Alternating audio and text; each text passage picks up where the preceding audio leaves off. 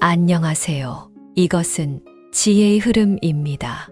만약 당신이 7075세라면 평온한 노후 생활을 유지하려면 5가지 경계를 지켜야 말년의 복을 지킬 수 있습니다. 사람들은 사람이 70이 넘으면 옛날부터 드물다고 말합니다. 사실 이 말은 신라 시대의 유명한 시인 최치원에게서 나온 것으로 사람이 70세가 넘으면 신체 기능이 떨어져 건강하게 살기가 어려워진다는 뜻입니다. 그리고 사실도 그렇습니다. 고대에는 생활 수준, 의료 조건, 전쟁 등의 이유로 70세까지 사는 사람은 아주 적었습니다. 하지만 몇몇 고대 유명 인사들은 70세 이상까지 살았습니다.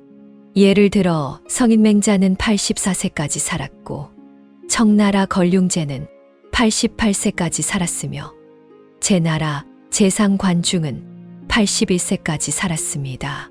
또한 강자하는 무려 113세까지 살았다고 전해집니다.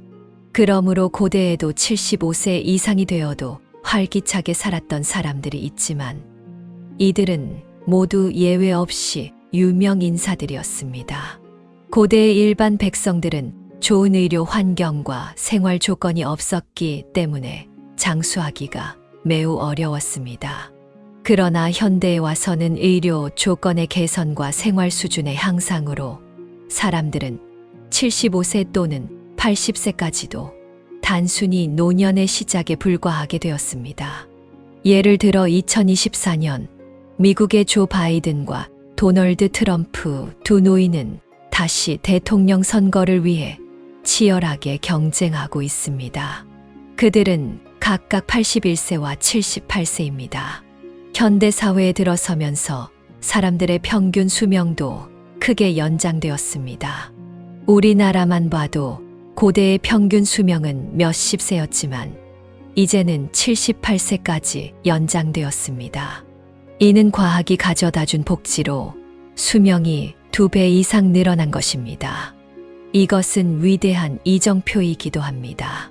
하지만 행복한 노후를 보내기 위해서는 외부 조건뿐만 아니라 노인 자신도 욕망을 줄인 생활을 해야 합니다. 그래서 일부 건강 전문가들은 7075세 사이에 욕망을 줄여야 노후의 복을 지킬 수 있다고 말합니다. 어떻게 해야 할까요?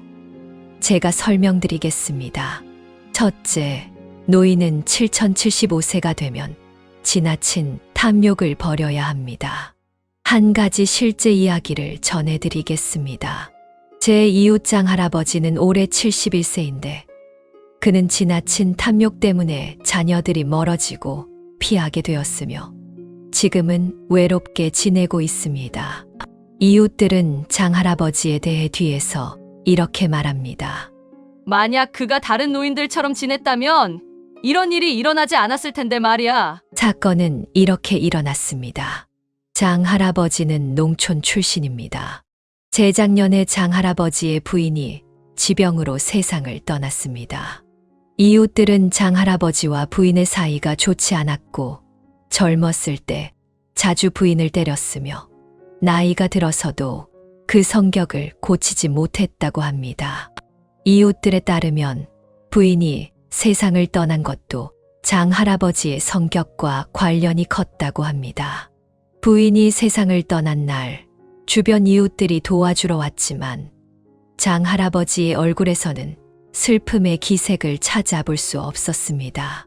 이상하게도 장례가 끝나기도 전에 일이 벌어졌습니다. 장 할아버지 부인의 35일이 되기도 전에 장 할아버지는 아들과 딸과 싸우기 시작했습니다. 그는 아들과 딸에게 너희 엄마는 이미 세상을 떠났으니 내가 혼자 너희를 키운 것이 얼마나 힘들었는지 알겠지. 자식이 부모를 부양해야 하니 너희가 효도하려면 나에게 새로운 아내를 구해줘야 한다. 그렇게 하면 너희가 부모님께 효도하는 것이야 라고 말했습니다. 사실 요즘은 노인의 재혼이 매우 정상적인 일이지만 이 문제에서 장 할아버지의 아들과 딸은 매우 불만이었습니다. 자신의 어머니가 세상을 떠난 지 한 달도 안 되었는데 아버지가 벌써 재혼을 생각하고 있으니 너무 이기적이고 탐욕스러웠던 것입니다. 며느리는 외지 사람이었는데 이 말을 듣고 아무 말도 하지 않고 자리를 떠났고, 아들은 성격이 불같아서 주변에 사람이 없었더라면 아버지를 때렸을지도 모릅니다. 딸은 효심이 깊었지만 아버지의 말을 듣고도 말없이 묵묵히 참을 수밖에 없었습니다. 그러나 장할아버지의 소란은 아직 끝나지 않았습니다. 그 후로도 장할아버지는 손발이 멀쩡했음에도 불구하고 한 번도 스스로 요리를 하지 않았고, 심지어 딸이 해준 음식을 일부러 버렸습니다. 그리고 딸에게 나를 이렇게 방치해 두면 안 된다. 정말 효심이 있다면 나에게 새로운 아내를 구해줘야지. 그래야 나에게 요리를 해줄 수 있지 않겠냐라고 말했습니다. 딸은 이에 말문이 막혔고 결국 이 일로 심리적인 질환까지 얻게 되었습니다. 하지만 장할아버지는 전혀 개의치 않았고 사람들을 만날 때마다 자신의 자식들이 불효하다고 말했습니다. 장할아버지가 1년간 이런 소동을 부린 후 결국 며느리는 이 일로 인해 아들과 이혼했습니다. 아들은 화가 나서 남쪽으로 이사해 다시는 집으로 돌아오지 않았습니다. 딸 또한 아버지의 끊임없는 괴롭힘에 시달리며 1년 만에 몇 년은 늙은 것처럼 보였습니다. 일부 노인들은 나이가 들수록 이기적이 되고 심지어 자주 짜증을 내기도 합니다. 하지만 자신의 이익만을 생각하고 자녀들의 감정을 무시하면 자식들도 결국 떠나가고 홀로 남겨지게 됩니다.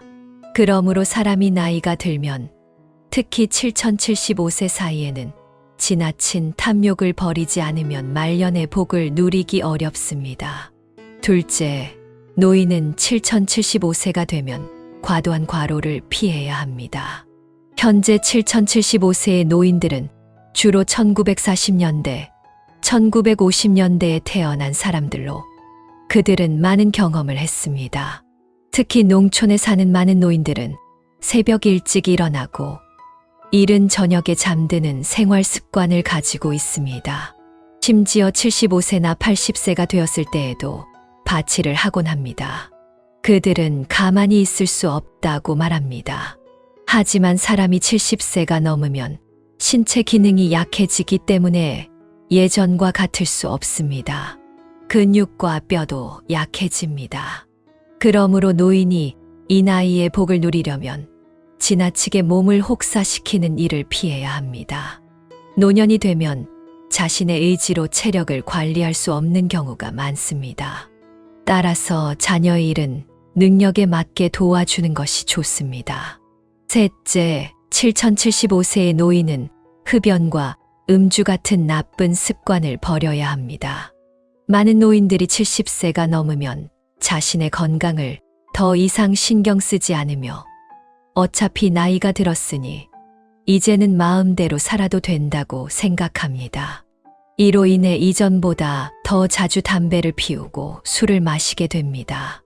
하지만 노년에 접어들면 이제 나이가 들었으니 굳이 금연, 금주할 필요가 있을까? 라는 생각을 하게 됩니다. 그러나 70세는 단지 시작일 뿐입니다. 특히 이 5해는 매우 중요한 시기입니다. 그러므로 담배와 술을 멀리하는 것이 좋습니다. 담배에는 니코틴 등 유해 물질이 포함되어 있으며 장기간 흡연하면 신체에 좋지 않습니다. 뿐만 아니라 본인이 담배를 피우면 가족들이 간접 흡연으로 더 큰 해를 입게 됩니다. 또한 과도한 음주는 노인들의 건강에 좋지 않습니다. 고혈압이나 고지혈증 같은 문제도 대부분 과도한 음주로 인해 발생합니다. 넷째, 7075세의 노인은 나쁜 성격을 버려야 합니다. 며칠 전 한 뉴스를 보았습니다.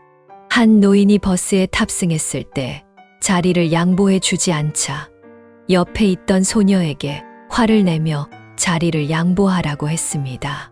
소녀는 태도가 이렇게 나쁜데 왜 제가 자리를 양보해야 하죠? 차라리 다른 어르신께 양보하겠어요. 당신께는 양보하지 않겠어요. 라고 말했습니다. 결국 노인과 소녀는 말다툼을 벌였고 노인은 소녀에게 손을 댔습니다. 소녀는 어쩔 수 없이 경찰에 신고했습니다.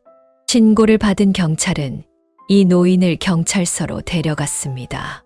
결국 이 노인은 좋지 않은 결과를 맞이했습니다. 그러므로 노인이 되면 성격을 잘 다스리는 것이 중요합니다. 이것은 본인뿐만 아니라 자녀들을 위해서도 필요한 일입니다. 다섯째, 7075세의 노인은 불필요한 장소를 피해야 합니다. 예를 들어 노래방, 술집, 그리고 노년연회 등입니다. 이런 장소들은 노인들에게 적합하지 않으며 자주 출입하면 신체에 좋지 않을 뿐만 아니라 돈을 낭비하게 됩니다. 7075세는 어떤 나이일까요? 2022년 9월 국가위생건강위원회는 우리나라의 평균 기대 수명이 77.93세에 이르렀다는 놀라운 통계를 발표했습니다. 이는 우리나라의 평균 수명이 약 78세에 이르렀다는 의미입니다. 1981년 평균 수명인 67.8세에 비해 10년 이상 증가한 것입니다. 물론 이 78세라는 숫자 뒤에는 사회의료 수준의 발전과 생활의 질 향상이 자리하고 있습니다.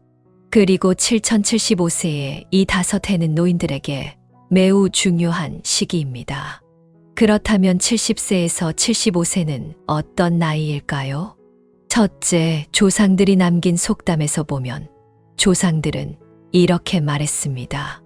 73세, 84세, 염라대왕이 부르지 않으면 스스로 가야 한다. 이 말은 사람이 73세와 84세에 매우 중요한 시기를 맞이한다는 의미로 이때 노인들은 더욱 자신의 건강에 신경 써야 한다는 뜻입니다. 비록 속담일 뿐이지만 이것이 일부 노인들에게 심리적인 부담을 주기도 합니다. 또한 66세에는 살을 한 덩어리도 잃지 않는다라는 말도 있습니다. 오래된 전통에 따르면 66세 이후에도 매우 중요한 시기라고 합니다. 둘째, 현대 과학의 설명을 보면 2023년 세계보건기구 WHO는 연령대 분류 기준에 대해 새로운 규정을 발표했습니다. 이 규정은 연령대에 대한 사람들의 인식을 어느 정도 변화시켰습니다. 이 기준에는 청년, 장년, 중년, 노년 등의 여러 단계가 포함되어 있습니다. 이 기준에 따르면 청년의 연령 범위는 18세에서 34세 사이이고 장년의 연령 범위는 35세에서 49세 사이입니다. 중년은 50세에서 64세 사이, 노년은 65세 이상입니다. 물론 노년기에도 젊은 노인, 고령 노인, 장수 노인, 100세 노인 등 4가지 등급으로 나뉩니다. 그중 65세에서 75세는 젊은 노인에 속하고 75세에서 85세는 고령 노인, 85세에서 99세는 장수 노인, 100세 이상은 100세 노인입니다. 따라서 세계보건기구 WHO의 설명에 따르면 70세에서 75세는 젊은 노인에서 고령 노인으로 넘어가는 중요한 5년입니다. 이 5년 동안 지혜로운 생활을 유지해야 말년의 복을 누릴 수 있습니다. 위에서 설명했듯이 사람이 노년에 접어들면 특히 7075세 이 단계에서는 5가지 경계를 지키면 자신에게도 가족에게도 이롭습니다. 이렇게 해야 노년에도 복을 남길 수 있습니다. 사람이 노년에 이르렀을 때 자식들을 위해 최선을 다해 4가지 도움을 줘야 죽는 날에 후회가 없을 것입니다. 일부 노인들은 자녀들이 성장하고 가정을 이루었으니 이제는 자신의 임무를 다했다고 생각합니다. 이런 생각 때문에 노인들은 나이가 들면 자녀들에게 무관심해지고 자녀들이 일과 가정 때문에 바쁜 상황에서도 아무런 관심을 보이지 않습니다.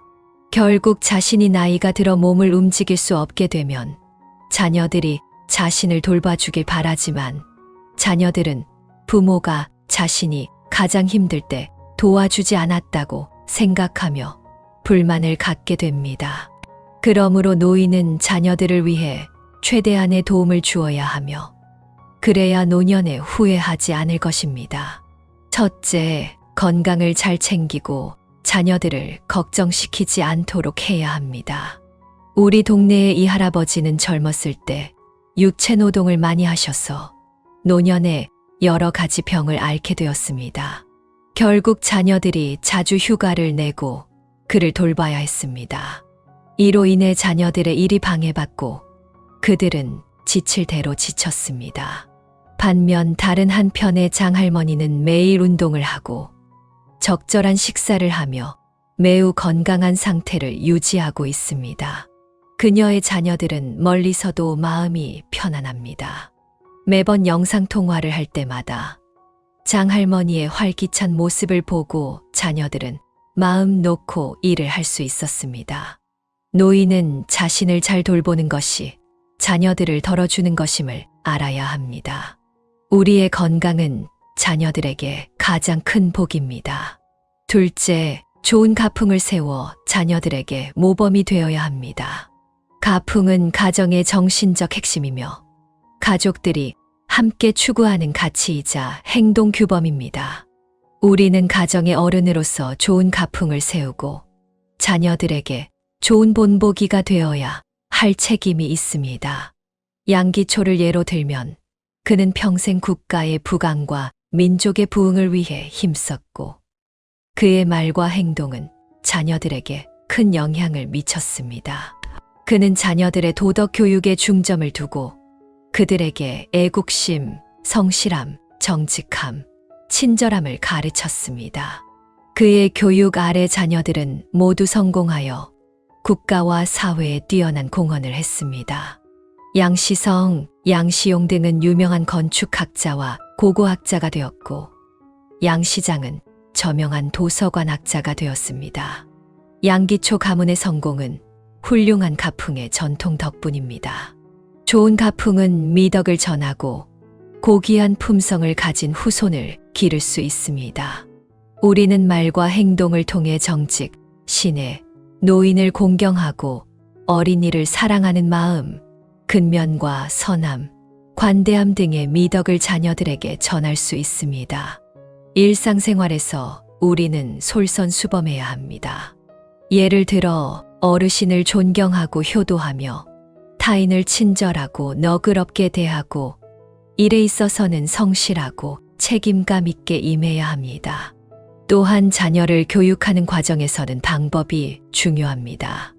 너무 엄격해서도 안 되고 지나치게 과잉 보호를 해도 안 됩니다. 자녀와 평등하고 존중하는 태도로 소통하여 그들의 생각과 필요를 이해하고 올바른 인생관, 가치관, 세계관을 세우도록 이끌어야 합니다. 셋째, 자녀의 아이를 돌봐주되 교육 문제에는 간섭하지 말아야 합니다. 점점 더 많은 젊은 부부들이 직장과 가정의 이중 압박에 직면하고 있습니다. 이런 상황에서 노인이 자녀의 아이를 돌보는 것이 흔한 현상이 되었습니다. 노년기에 접어들면 우리는 할 수 있는 범위 내에서 자녀의 아이를 돌봐주어 그들의 부담을 덜어줄 수 있습니다. 이웃 왕 아줌마는 은퇴 후 딸의 아이를 돌봐주고 있습니다.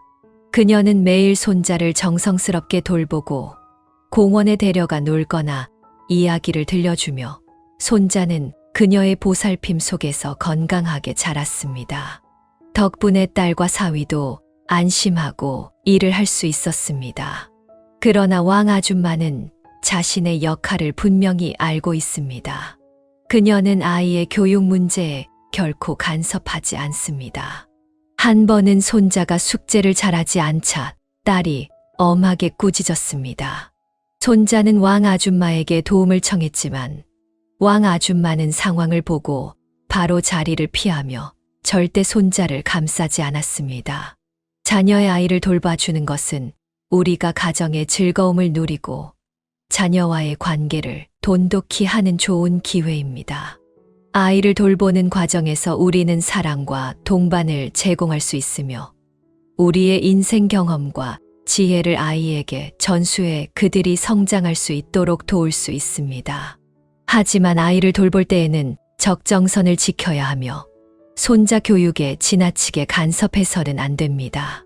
각 시대마다 교육 철학과 방법이 다르므로 우리의 경험으로 자녀가 아이를 교육하는 방식을 제한해서는 안 됩니다.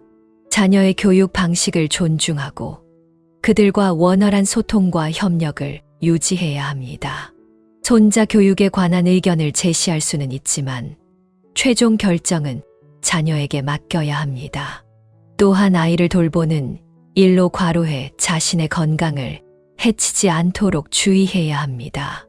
넷째, 돈을 더 많이 모아 자녀에게 경제적 부담을 주지 말아야 합니다. 노년에 접어들면 비록 어느 정도 저축을 가지고 있을 수 있지만 생활비와 의료비가 계속해서 증가함에 따라 우리는 더 많은 돈을 모아 노후 생활을 대비해야 합니다. 장 부부는 항상 절약하며 살아왔습니다. 그들은 젊었을 때 열심히 일하여 저축을 했고 노년에도 계획적으로 소비하면서 돈을 아껴왔습니다. 그들의 아들이 집을 사려고 할 때 장부부는 일부 저축을 꺼내 아들의 주택 계약금으로 도와주었지만 전부를 주지 않고 아들이 일부 대출을 책임지도록 했습니다. 아들은 부모님의 도움에 감사하며 더 열심히 일하여 대출을 빨리 갚겠다고 다짐했습니다. 일상생활에서 우리는 소비를 절약하고 재정을 합리적으로 계획하는 법을 배워야 합니다. 필요 없는 소비를 피하고 예를 들어 명품을 맹목적으로 샀거나 음식을 낭비하는 등의 낭비를 줄여야 합니다. 예산 계획을 세우고 그에 맞춰 소비하는 습관을 들이는 것이 좋습니다. 돈을 많이 모으는 것은 우리 자신뿐만 아니라 자녀들을 위한 것입니다. 충분한 경제적 능력을 갖추면 자녀들이 어려움을 겪을 때 적절히 도울 수 있지만 이러한 도움은 절제되어야 합니다. 자녀들이 부모에게 의존하지 않고 자립하고 강해지도록 격려해야 합니다. 자신의 노력으로 더 나은 삶을 창출하도록 도와주는 것이 중요합니다. 또한 자녀들에게 올바른 재정 개념을 심어주고 소득과 지출을 합리적으로 계획하는 법을 가르쳐야 합니다. 우리의 경험을 통해 자녀들에게 재정 관리의 지혜와 기술을 전수해 그들의 재정 능력을 향상시킬 수 있습니다.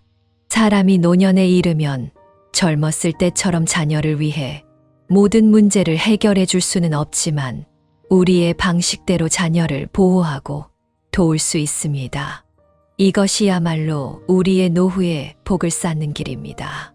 이 과정에서 우리는 자녀들의 사랑과 존경을 받을 것이며 나이가 들어도 자녀들이 우리를 효도하며 함께 시간을 보낼 것입니다.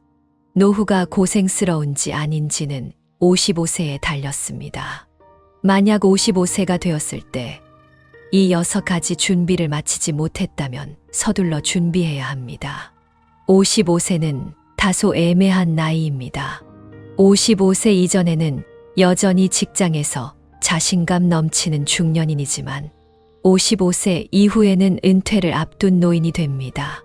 물론 인생은 자연스럽게 받아들여야 하지만 누가 좋은 삶을 살고 싶지 않겠습니까? 따라서 시간이 있을 때 서둘러 준비를 해야 합니다. 사람이 55세를 넘으면 6가지 준비를 마치지 못했다면 말년의 고생이 따를 것입니다. 이 나이는 인생 후반전의 중요한 시점입니다. 이 나이에는 이미 상당한 인생 경험이 쌓여 있습니다. 첫 번째, 건강한 몸. 건강한 신체는 오래된 주제입니다.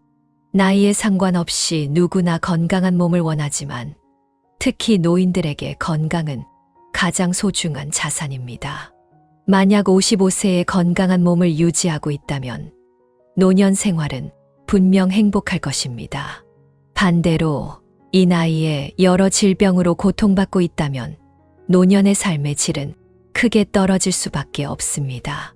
예를 들어 관절염은 당신의 움직임을 제한하고 단순한 산책조차 할 수 없게 만듭니다. 따라서 이 시점부터는 자신의 몸을 잘 돌보고 건강 관리를 해야 합니다. 고열량, 고지방, 고염식품의 섭취를 줄이고 채소, 과일, 통곡물, 양질의 단백질 섭취를 늘려야 합니다. 적절한 운동도 매우 중요합니다. 산책, 회극권, 수영 같은 운동은 심폐 기능을 강화하고 근육과 관절을 단련할 수 있습니다. 정기적인 건강검진도 소홀히 해서는 안 됩니다. 55세가 되면 신체 기능이 점차 쇠퇴하고 일부 잠재적인 질병은 건강검진을 통해서만 조기 발견할 수 있으며 이를 통해 적절한 치료를 받을 수 있습니다. 만약 55세의 건강한 몸을 가지고 있지 않다면 나이가 들면서 건강 상태는 더 악화될 수 있으며 결국 노년에는 장기간 타인의 도움에 의존해야 할 수도 있습니다. 자녀든 고용된 간병인이든 이런 의존성은 자율성을 잃게 만들며 장기적인 의료비도 상당한 부담이 될 수 있습니다. 이는 가정에 큰 경제적 부담을 안겨주고 가정 내 갈등을 유발하여 신체적, 정신적 고통 속에서 노년을 보내게 만들 수 있습니다. 월요일 충분한 저축. 사람이 가장 자신감을 가질 수 있는 것은 돈이 있을 때입니다. 만약 55세에 상당한 저축을 가지고 있다면 노년 생활에서 돈 걱정은 하지 않을 것입니다. 현대 사회에서는 거주, 식사, 의료보건 등 모두 충분한 경제적 능력이 필요합니다. 안정적인 연금을 받는 사람들은 편안한 노인 아파트에 거주할 수 있으며 좋은 생활시설과 서비스를 누릴 수 있습니다. 하지만 경제적 수입이 없는 사람들은 사회 보조나 자녀의 부양에 의존할 수밖에 없으며 거주 조건과 생활 수준은 제한될 것입니다. 대부분의 사람들에게 연금은 노년 생활의 유일한 경제적 수단이 됩니다. 하지만 이 돈은 고정된 금액이므로 일하는 동안 저축을 늘려야 합니다. 또한 계획적으로 재정을 관리한다면 은퇴 후에도 경제적 걱정 없이 생활할 수 있을 것입니다. 그러나 55세 이후에 안정적인 경제적 수입도 없고 충분한 저축도 없다면 노년 생활은 매우 고단할 것입니다. 먼저 기본적인 생활 자체가 어려워질 수 있습니다. 음식에 대한 욕구를 충족시키기 어려워지고 옷도 새 것을 사지 못하고 헌 옷을 입게 될 수 있습니다. 또한 의료비 문제로 제때 치료를 받지 못해 병세가 악화될 수 있습니다. 결국 질병으로 고통받게 되며 돈이 없으면 존엄성도 없을 수 있습니다. 이 현실적인 사회에서 돈이 없는 노인은 자녀에게 짐이 될 수 있으며 자존심과 외로움이 생기게 됩니다. 이는 노년 생활에 심각한 영향을 미치게 됩니다. 화요일, 행복 지수. 따뜻한 가정관계는 노년 생활이 행복한지 아닌지를 결정짓습니다. 노인에게 가정은 마음의 안식처입니다. 배우자가 사랑하고 자녀가 효도하면 노인은 큰 만족감과 행복감을 느낄 수 있습니다. 그리고 그들은 생활 속에서 따뜻함과 안정감을 느낄 수 있습니다. 하지만 가정의 화목함과 행복을 유지하는 것은 일시적인 일이 아니라 오랜 기간 동안 지속되어야 합니다. 부부는 처음과 같은 사랑을 유지하려면 서로 이해하고 포용하며 존중해야 합니다. 또한 일상생활에서도 함께 가정의 짐을 나누어야 합니다.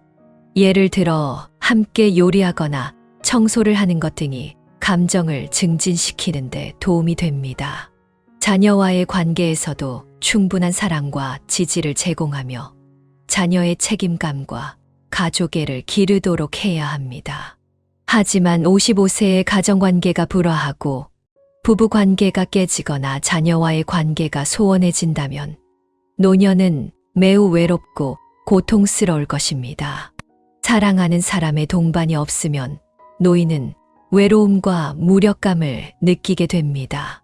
특히 생활에서 어려움을 마주할 때 의지할 사람이 부족하게 됩니다. 자녀와의 관계가 나쁘다면 자녀들은 노인에게 무관심할 것이고 노인은 정신적으로 위로받지 못할 것입니다. 또한 물질적으로도 제대로 돌봄을 받지 못하게 될 것입니다. 이런 감정적인 결핍은 노년 생활을 우울하고 외롭게 만들 것입니다. 따라서 지금부터 가정관계를 잘 유지해야 하며 노년이 되어서야 관계를 회복하려고 한다면 이미 늦을 수 있습니다. 수요일 풍부한 사교 모임. 55세의 풍부한 사교 모임을 가지는 것은 노년 생활을 다채로운 세계로 인도하는 문을 여는 것과 같습니다. 사교 활동은 노인들이 긍정적인 마음가짐을 유지하게 해줍니다. 친구들과 대화를 나누고 사교 활동에 참여함으로써 시야를 넓히고 다양한 사람들과 사건을 접할 수 있습니다.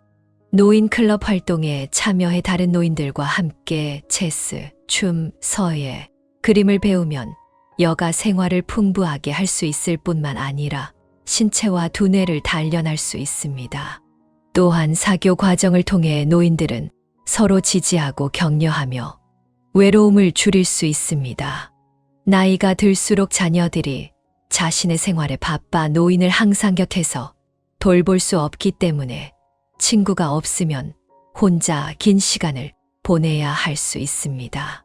장기적인 외로움은 노인에게 우울증, 불안과 같은 심리적 문제를 유발할 수 있으며 신체 건강에도 영향을 미쳐 신체 기능의 퇴화를 가속화시킬 수 있습니다.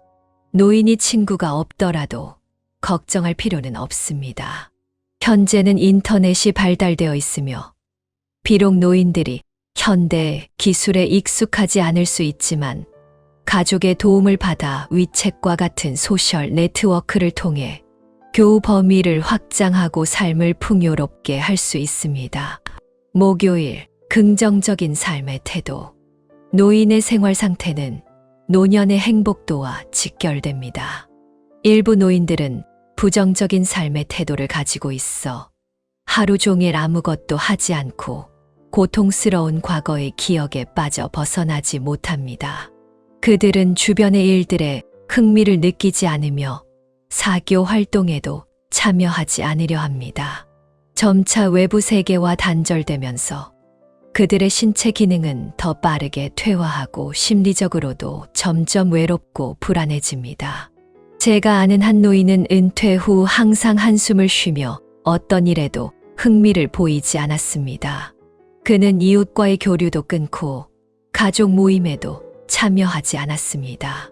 시간이 지나면서 그의 친구들은 점점 줄어들었고 친척들과의 왕래도 끊어졌으며 결국 그는 우울한 감정 때문에 건강이 악화되었습니다. 반면 긍정적인 삶의 태도를 가진 노인들은 전혀 다릅니다. 그들은 삶의 즐거움을 적극적으로 찾으며 자신에게 맞는 다양한 활동에 참여합니다. 그들은 지역 합창단에 가입해 노래를 통해 예술의 매력을 느끼고 뜻이 맞는 친구들을 사귀입니다. 또한 일부 노인들은 노인대학에서 서예나 그림 같은 새로운 기술을 배우며 끊임없이 자신을 발전시킵니다. 이러한 시대에 맞춰가는 마음가짐은 그들이 시대에 뒤처지지 않도록 하며 노년의 어두움을 떨쳐내고 진정으로 행복한 노년을 보낼 수 있게 합니다. 금요일 편안한 주거 환경. 만약 55세에도 안정된 거주지를 갖지 못하고 떠돌이 생활을 하고 있다면 노년 생활은 불안정하고 진정한 행복을 누리기 어려울 것입니다.